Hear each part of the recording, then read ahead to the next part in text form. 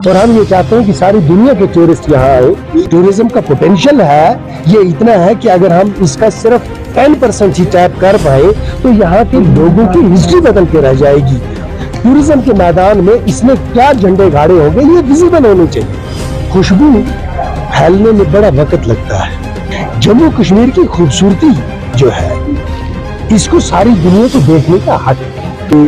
Tourism हमारी सिर्फ रोजगार का मसला नहीं, टूरिज्म हमारी तारीख और हमारी तहजीब का मसला है। आप जम्मू कश्मीर के टूरिज्म को कोई खैराती चीज ना समझो कि हमारे लोग खैरात मांग रहे हैं किसी से, और लोग खुशबू जो है ना उसको नजरअंदाज कर देते हैं। देखें ये जो जम्मू कश्मीर और लद्दाख ये एक तारीखी रियासत रही है और टूरिज्म का ताल्लुक सिर्फ हमारे रोजगार के साथ नहीं रहा है।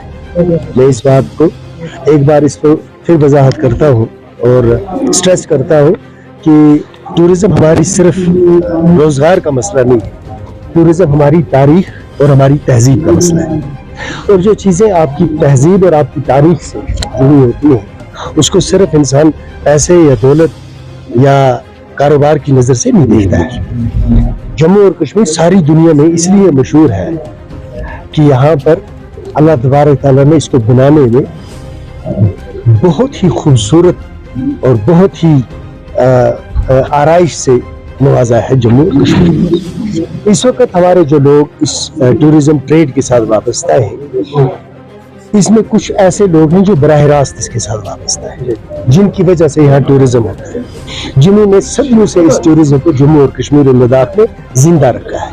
और वो है ये ट्रेड बॉडी जो इनकी है, इनकी एसोसिएशन है, इन्होंने सदियों से इसको जिंदा रखा है और आगे भी सदियों तक इसको ये जिंदा रखेगा। इनका ये इन्होंने शायद ये फैसला किया है कि अब हर साल इनका एक दिन मुकर्रर है जिस दिन ये यहाँ जम्मू कश्मीर के जो इसके साथ जुड़े हुए लोग हैं इसका एक रोज़ा कन्वेंशन हुआ करेगा। कभी यहाँ होगा, कभी शायद पहलगाम में होगा, शायद कभी जम्मू में होगा।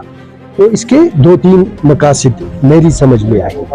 एक ये है कि ये जम्मू और कश्मीर में टूरिज्म को फलता देखना चाहते हैं। एक दूसरा ये चाहते हैं कि जो तारीखी और रवायती तरह का टूरिज्म रहा है जिसमें इको टूरिज्म है, पिलग्रिम टूरिज्म है, ब्यूटी के साथ जुड़ा हुआ टूरिज्म है, नेचर के साथ जुड़ा हुआ टूरिज्म है, फिर फिल्म मेकिंग के साथ जुड़ा हुआ टूरिज्म है, विंटर स्पोर्ट्स के साथ जुड़ा हुआ टूरिज्म है, इस सब को डेवलप करना है, इसको उस सतह पे लेके आना है जिस सतह पे इस वक्त दुनिया के लोग यहाँ जब आए तो वो यहाँ के लोगों का कल्चर, यहाँ के लोगों की तहजीब, जम्मू और कश्मीर की सकाफत, यहाँ के तमद्दुन को स्टडी करने आए, यहाँ रुके रहे।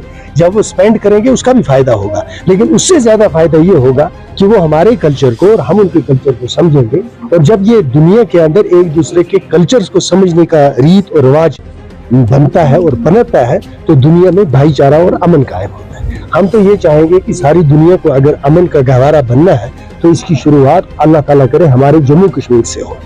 और मैं बारहा कहता हूँ कि आप जम्मू कश्मीर के टूरिज्म को कोई खैराती चीज ना समझो कि हमारे लोग खैरात मांग रहे हैं किसी से।